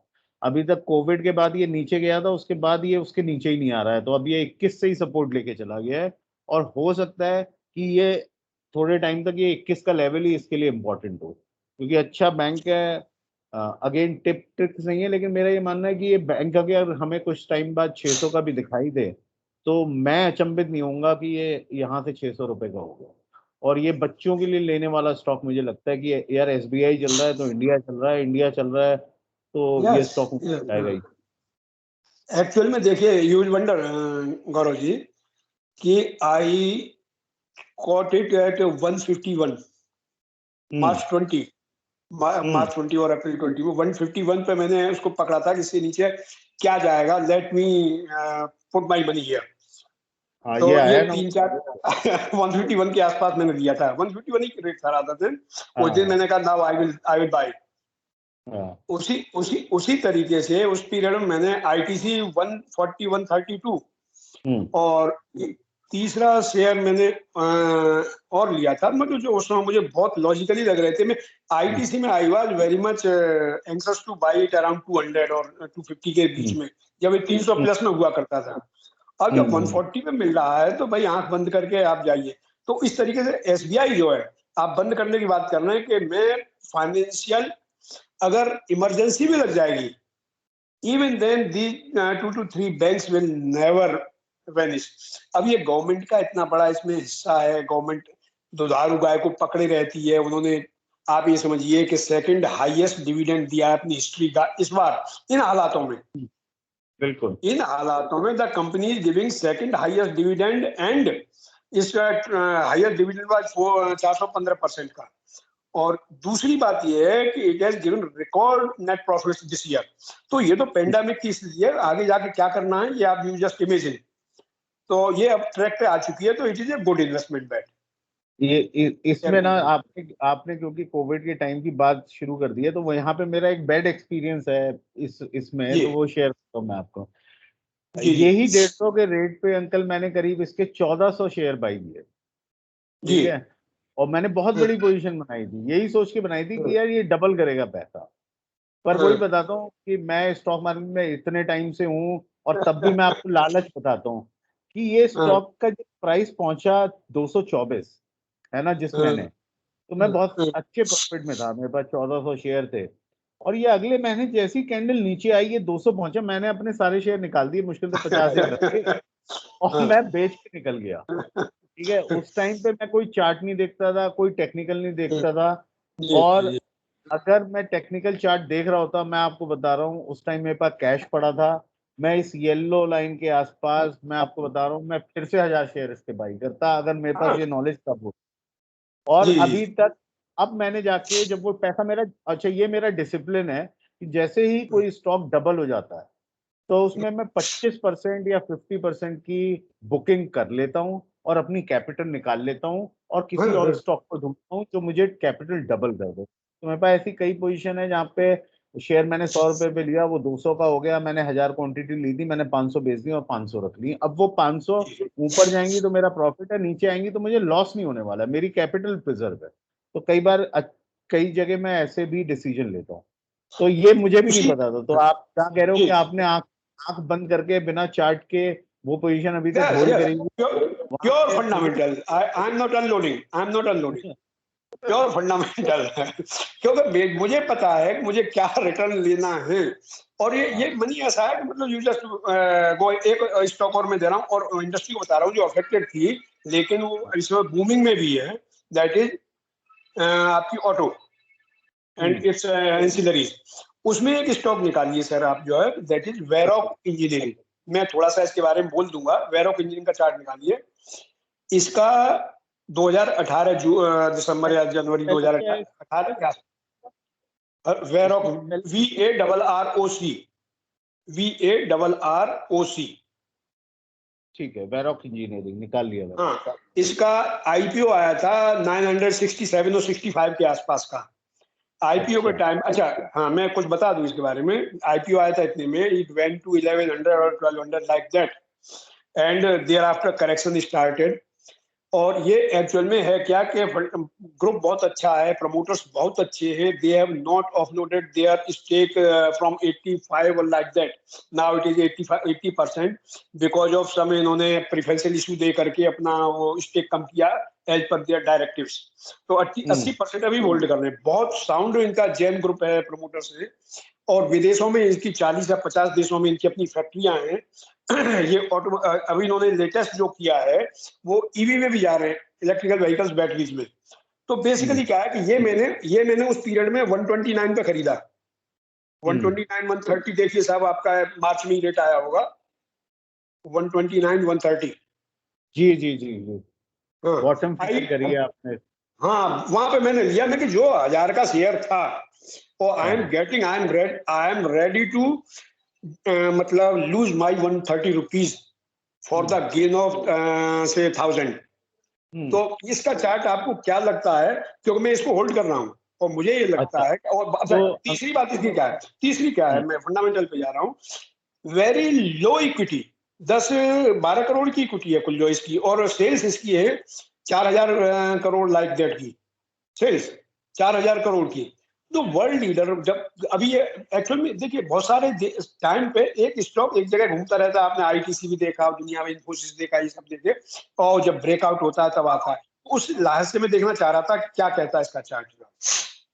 तो इसके चार्ट पे देखिए, इमीडिएट जो मैं आपको बता सकता हूँ 340 बहुत अच्छा सपोर्ट है, जी क्योंकि 340 में देख रहा हूँ अगस्त 2020 में इसे दिक्कत हुई थी उसे पार करने में। उसके बाद ये 200 मूविंग एवरेज के आसपास सपोर्ट लेता रहा, और उसके बाद जब उसने उसे निकाला नवंबर में, तो फिर आया 340 के आसपास से सपोर्ट लेके चला गया।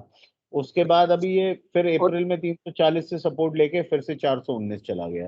तो 340 के मेरे ख्याल से आपको 320 का या 310 का आप अपना एक मेंटल स्टॉप लॉस दिमाग में ले लो कि यार 320 पे आएगा तो एक बार रीअसेस करेंगे हो क्या रहा है, क्यों नीचे क्यों जा रहा है इससे, क्योंकि वहां से गिरेगा तो सपोर्ट 200 के आसपास है। तो मेरे ख्याल से जब तक 310 के नीचे वीकली बेसिस पे क्लोज नहीं हो रहा तब तक आपको अपनी पोजीशन के बारे में रीथिंक नहीं करना चाहिए। हाँ, अगर वहां पे सपोर्ट ले लेता है और आपको लगता है कि यार मुझे क्वांटिटी बढ़ानी चाहिए तो आप वहां पे क्वांटिटी बढ़ाने की सोच सकते हो। और इसके अगर वीकली चार्ट में देखते हैं अंकल, उसमें एक ब्रेकआउट आने की संभावना है।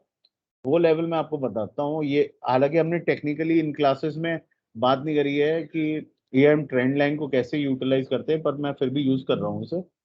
I think that will be 4, 550 or 60 like that. ये मैं आपको बता रहा हूँ कि अच्छा, लास्ट टाइम बहुत अच्छे वॉल्यूम से गिरा है, बढ़ा है, कल परसों जो है अच्छे तो वॉल्यूम से आया है ये ऊपर। इसमें जिस लेवल पे है ना, तो ये एक ब्रेकआउट रेजिस्टेंस ट्रेंड लाइन पे है। अगर ये आपको इस ट्रेंड लाइन को ब्रेक करके किसी भी हफ्ते 480 की क्लोजिंग दे देता है ना, then it gets ready to go to 500 और 550 इस लेवल पे। मतलब जिसे आप टाटा स्टील वाला ब्रेकआउट कह रहे हो कि, या टाटा मोटर्स वाला रादर बेटर होगा कि टाटा मोटर्स ऊपर आ रहा है। तो मैं कहता यू शुड बी इंटरेस्टेड जैसे ही ये 480 के ऊपर की वीकली क्लोजिंग देता है तब आप फिर से देखो कि यार दोबारा बाई करूं क्या, मतलब क्वांटिटी ऐड करूं क्या, क्योंकि दोनों चीजें ना, क्वांटिटी सिर्फ नीचे नहीं कई बार ऊपर ऐड करनी होती है। जैसे मैंने आपको भी टाटा इलेक्ट्रिक दिखाया, रिलायंस दिखाया, यू नीचे ही नहीं आई। तो मैं कहता आप 310 320 और ऊपर की तरफ 480 और 495 की वीकली क्लोजिंग को आप ध्यान में रखना, ब्रेकआउट आता है जी जी जी जी, ये इंपॉर्टेंट लेवल होगा। मतलब अगर मुझे बाई करना होगा तो या तो मैं 490 के ऊपर पोजीशन पे से बाई करूंगा या 320 पे बाई करूंगा। मतलब मेरे पास दोनों तरफ की एंट्री इसमें है अगर मैं इस चार्ट को देखूं तो। हालांकि 320 काफी लंबे, नहीं पड़े हैं, लेकिन आपने जो बताया है उसे मैं एक बार रीअसेस करूंगा तो। क्योंकि इसका देखिए 320 तो काफी टाइम से आया नहीं, 340 या 50 तक गया है अभी, इधर जो गया है जितने में भी लास्ट इसका लो आप देख रहे होंगे 340 के आसपास होगा। हाँ, 360 और 40, हाँ, वहीं दैट पे is a good support level. Triple bottom बनाया और ट्रिपल बॉटम को बहुत इंपॉर्टेंट टेक्निकली सपोर्ट मानते हैं। उसे वो ब्रेक होता है तो आदमी को सोचना पड़ता है कि फंडामेंटली क्या अलग हो रहा है या मार्केट ही कितना चेंज हो गया है। मतलब अगर ये इंडिविजुअल स्टॉक 340 को तोड़ रहा है तो मैं थोड़ा सा परेशान हूंगा क्यों तोड़ रहा है।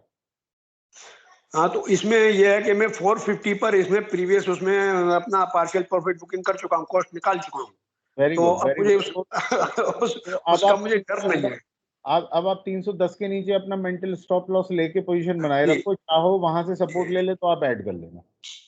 मतलब टेक्निकली अगर आप मुझसे पूछो, फंडामेंटली तो आपने मुझसे लिया, इसे कवर कर ही रखा है। ये अच्छा, ये बाकी कोई किसी को कुछ पूछना हो तो जा सकते हैं, क्योंकि अच्छा नहीं लगता है।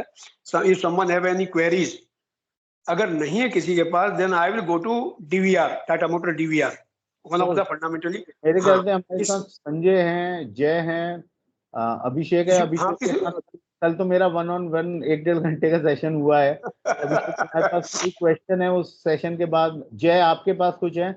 जय ने इंटरेस्टिंग बताया कि उनके पास कुछ स्टॉक 2008-9 के हैं, फिर वो इंडिया से बाहर चले गए थे, अब वो दोबारा पोजीशन बना रहे हैं। तो जय कोई स्टॉक तुम्हारे दिमाग में हो तो बताओ, उनका भी चार्ट खोलते हैं। मैं पेज इंडस्ट्रीज का एक बार और देखना चाहता हूँ। मतलब मेरे लिए यही आज तक सबसे बड़ा, मतलब आपने उसमें एक्चुअली प्रॉफिट बुक कर लिया था सारे स्टॉक्स में या नहीं, मैंने उसका पूरा प्रॉफिट बुक कर चुका हूँ मैं उसका। अच्छा, बस देखो ये स्टॉक ही इतना कब लिया था आपने?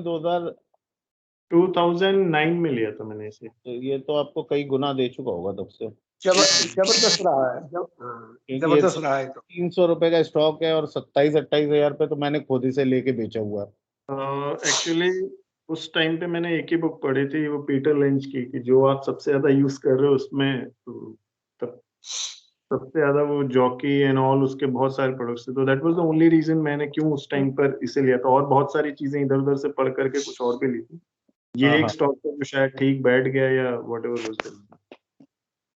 तो इसका चार्ट मैंने वीकली वाला खोला हुआ है, तो मृत्युंजय आप देख रहे होगे कि यार ये सपोर्ट ले रहा है 27,500 के आसपास। देख रहे हो कई हफ्ते इसने यहाँ पे सपोर्ट लिया है कोविड के बाद जब ये वापस ऊपर आया है। और अगर आप देखोगे तो अभी 21 डे मूविंग एवरेज पे वीकली चार्ट पे ये सपोर्ट ले रहा है।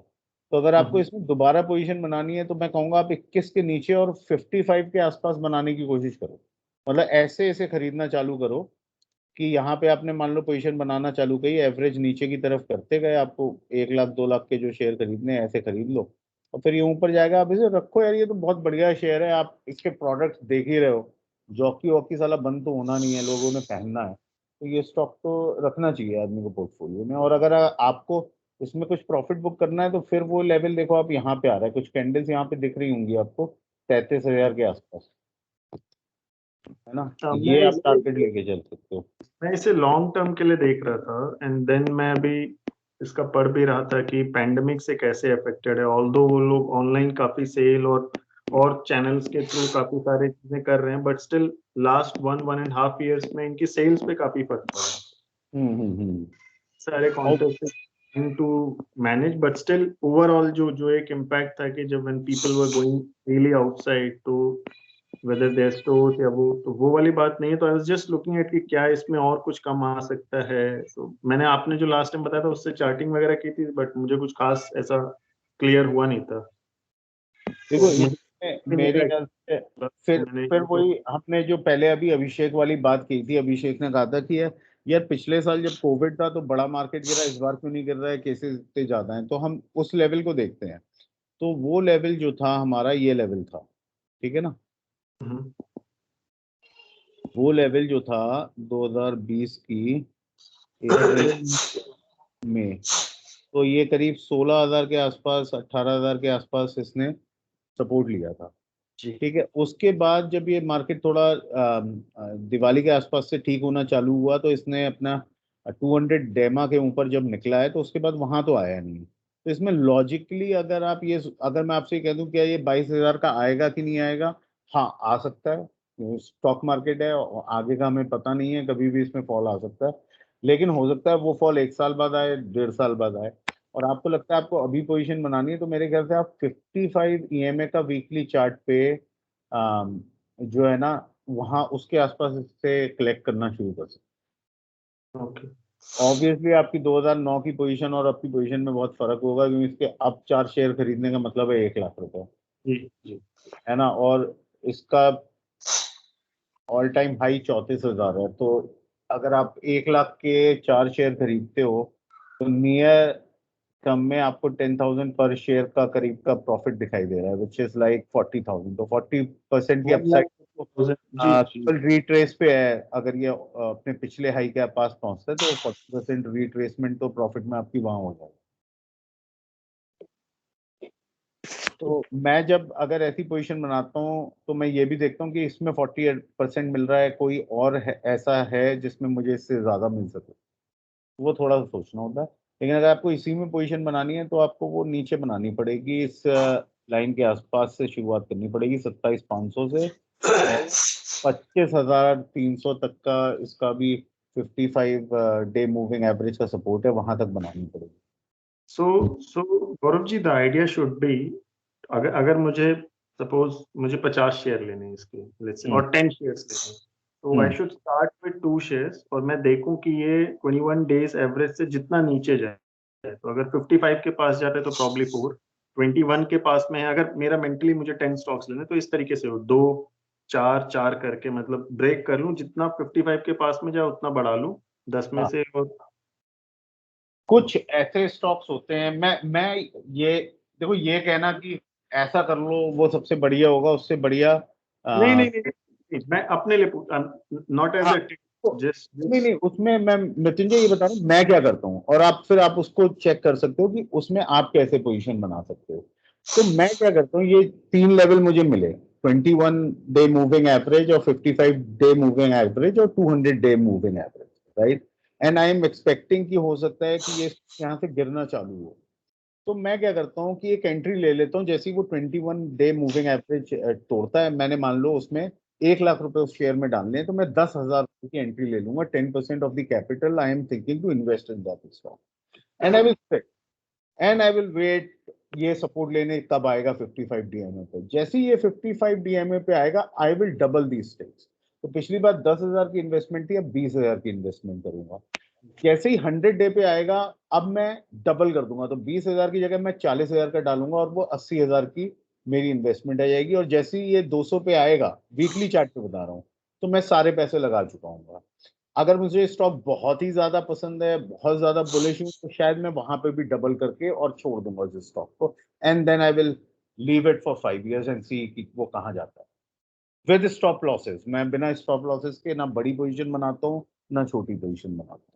तो वो स्टॉप लॉस हमेशा मेरा छोटा होता है, जब पोजीशन बड़ी हो जाती है तो स्टॉप लॉस थोड़ा पास का होता है। तो इसमें अगर हम स्टॉप लॉस की बात करेंगे गौरव जी, तो कहाँ कहाँ पे, अगर मैं अभी 21 डेज एवरेज या जो करंट प्राइस है इससे देखूं? अभी तो मैं पोजीशन बनाना चालू करूंगा तो मेरा स्टॉप लॉस है ही 200 डे मूविंग एवरेज के नीचे। और अभी मेरी पोजीशन क्या होगी, 2 शेयर, 3 शेयर, 4 शेयर, 5 शेयर। जब मेरे पास इसमें 2.5 लाख की पोजीशन हो जाएगी तो मैं करीब करीब आप तो 10% का इसमें स्टॉप लॉस लेके चलूंगा, क्योंकि ये पोजीशन मेरी डे ट्रेड की नहीं है, ये लंबी पोजीशन है तो थोड़ा सा डीप होगा। तो 25,000 का आसपास का मेरा स्टॉप लॉस होगा कि ये 25,000 का मुझे लॉस होने लगा है तो मैं शायद अपनी पोजीशन को रीथिंक करूंगा। ये नहीं है बिना चार्ट देखे या लॉजिकली सोचे उसे बुक करूं। ओके। अगर इसे लॉन्ग टर्म में खरीदना है, क्योंकि ये स्टॉक जिस तरीके से आपका इंटरेस्ट आप बता रहे हो, तो मुझे लग रहा है कि आप क्वार्टर में 1 या 2 शेयर की एंट्री बनाना चाहते हो, तो ये सबसे बढ़िया तरीका है इसे बनाने का कि आप you started once you see it below 21 और फिर आप धीरे धीरे उसे एवरेज करते रहो। और फोमो आपको तब होना चाहिए जब ये क्लोजिंग 33,000 पे ऊपर की दे दे, तो हो सकता है ये ऊपर की चाल शुरू हो जाए। क्योंकि क्या होता है कि जब ये क्लोजिंग ऊपर की दे देगा ना तो फिर ये ऊपर जाने लगता है स्टॉक, तो वो एक थोड़ा सा इसमें रिस्क रहता है हमेशा। और अगर आप अभी पोजीशन बनाओगे तो आप 55 तक पोजीशन बनाओ, 55 के थोड़ा नीचे आप अपना स्टॉप लॉस ले लो। और स्टॉप लॉस 10% से ज्यादा नहीं होना चाहिए, वरना स्टॉप लॉस का कोई मतलब नहीं। ठीक। अगर पोजीशन मतलब लॉन्ग टर्म की है, मतलब डेली में तो हम 1% का, डे ट्रेडिंग जो होती है उसमें तो हम 1% का, आधे % का इतना स्टॉप लॉस लेके चलते हैं। और कोई stock? Can you discuss PNB? Sorry, which one? PNB, Punjab National Bank, right from IPO to the current state, ever since it got split and all that. तो फंडामेंटली तो मैं इस स्टॉक को बहुत ज्यादा ट्रैक नहीं कर रहा हूँ, but I am sure Lokendra uncle कर रहे होंगे पीएनबी को भी ट्रैक। मैंने इसमें कुछ लेवल्स अभी बनाए थे, तन्मय ने कुछ एंट्री भी शायद इसमें ली है। तो ये इसका बड़ा चार्ट है, मतलब सिंस 2002 आ रहा है। तो एक येलो लाइन आप देख रहे होगे, ये लाइन मैंने बनाई हुई है कि ये स्टॉक इसके ऊपर क्लोजिंग दे देगा हफ्ते की तो मैं इसे शायद बाई करूंगा दोबारा। तब तक मैं इसे बाई नहीं कर रहा, क्योंकि मैं इसमें ट्रेड करूंगा ना कि इन्वेस्ट करूंगा। Okay. ठीक है ना।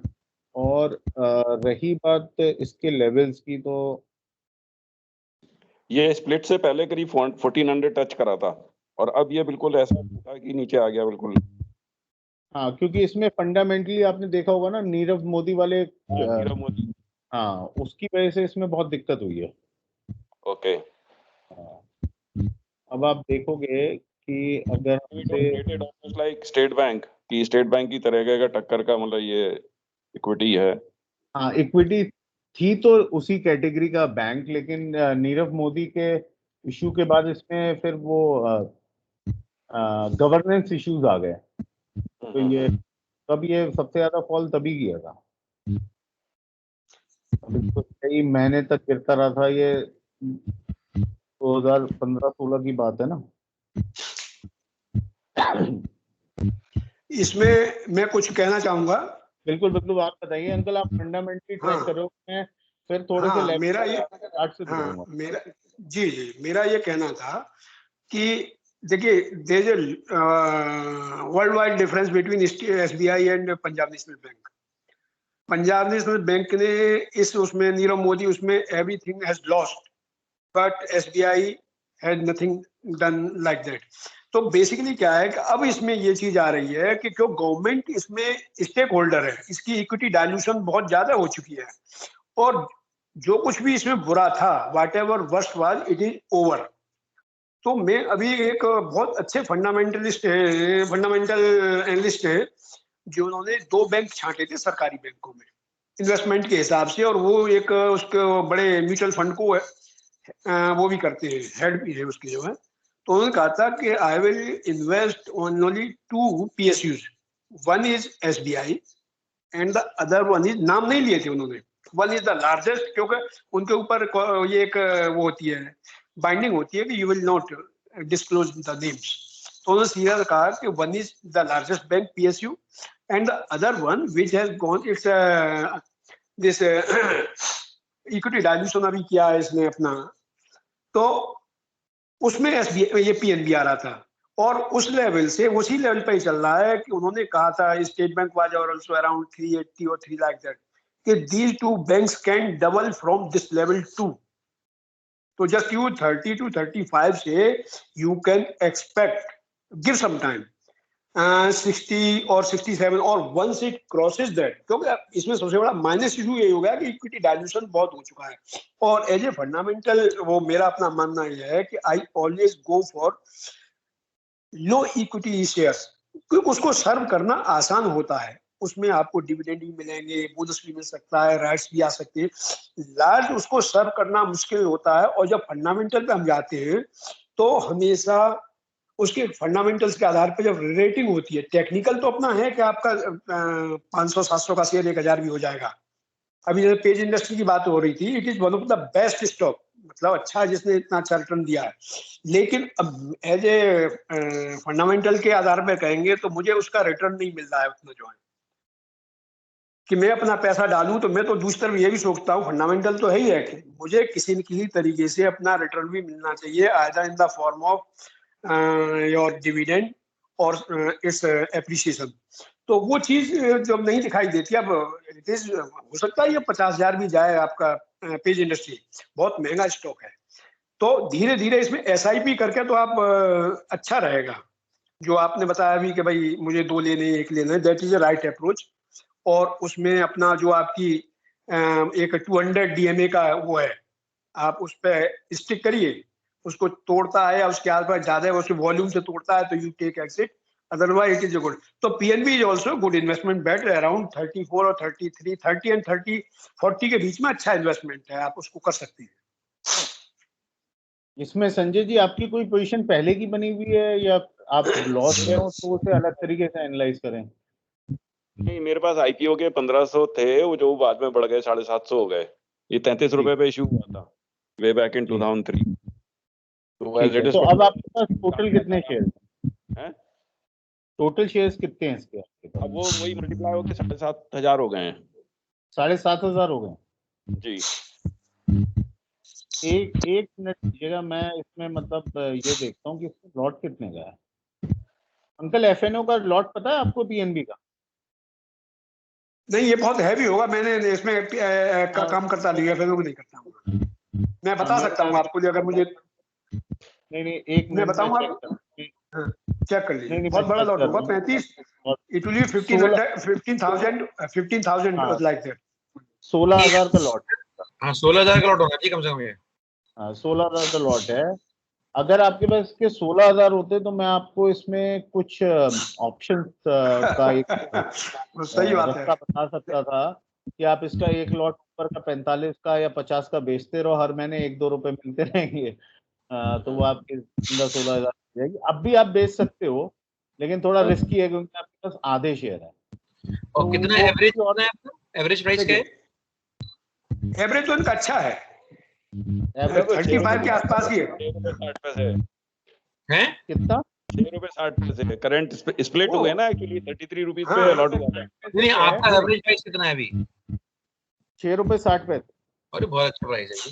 तो आप IPO का 60 पैसे है ना, ₹6.60 है, तो संजय जी आप मुझे ना अगले सैटरडे संडे में ना पर्सनल कॉल करना, तो मैं आपको ठीक। समझाऊंगा इसमें क्या क्या चीज हो सकती है।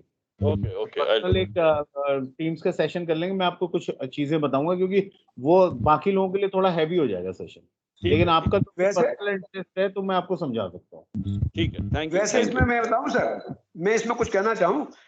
जो आपने हाँ, एफएनओ में कहा है कि 40 प्लस के ऊपर अगर है, अगर उस हालत में आप डीप कॉल को बेचते हैं तो अच्छा है। अदरवाइज ये जब बेच के आदमी बैठ गया तो इतना चल सकता है कि you can't cover your call also. ये मेरा अपना मानना है। नहीं, Correct. वो मैं इनको उसमें लॉस वॉस सब बता दूंगा कि क्या हो सकता है। एक्चुअली क्या है, इसमें 40-42 का जो लेवल आता है वो रेजिस्टेंस है वहां पर, इसका जो है वहां पर तो आप देख सकते हैं। अभी मुझे मैंने देखो चार्ट लगा रखा है, तो यही देखो कि 43 और 42.60 पे मैंने डबल लाइन खींच रखी है कि मैंने एक्चुअली ट्रेड लेना है, तो मुझे इसके ऊपर कैंडल क्लोज चाहिए, तो मैं ऊपर वंस इट लूंगा। क्रॉसेस पर वैसे पीएसयू बैंक जो ना अब बुलिश हैं, और जिस हिसाब से 10 साल से जो अभी चले नहीं है ना, तभी बुलिश हैं, तो probably I would not recommend to sell the calls, but yes on better you keep on watch, और थोड़ा सा जैसे ऊपर लगे तो आई वुड से नीचे गिरे तो पुट बेचो, बिकॉज नाउ अभी bullish. Agree, yes yes, that is right approach. वही मैं कह रहा हूँ कि इनके पास लॉट हैं, तो मैं इन्हें ऑप्शन समझा दूंगा कि क्या क्या इनके पास ऑप्शंस में है, तो that might be a better way for him to cover it. जब तक ये रेट ऊपर नहीं जा रहा, तब तक कमाई का साधन हम ढूंढ सकते हैं। करेक्ट ठीक करेक्ट करेक्ट। ठीक है, ठीक है। तो मेरे ख्याल से आज के सेशन के लिए बहुत कुछ हो गया अंकल, तो आज का कवर करें। आपके पास कुछ और टॉपिक है बताइए। करेक्ट बहुत करेक्ट। अच्छा हुआ, ये बहुत अच्छा हुआ। आज की रिकॉर्डिंग ग्रुप में डाल दीजिएगा, इनिशियल फ्यू मिनट्स। बिल्कुल बिल्कुल डाल देंगे। ठीक है Thank you. Gaurav, okay. Thank you very okay much sir, thank you, thank you. Thank you so much, thank you. Thank you all participants.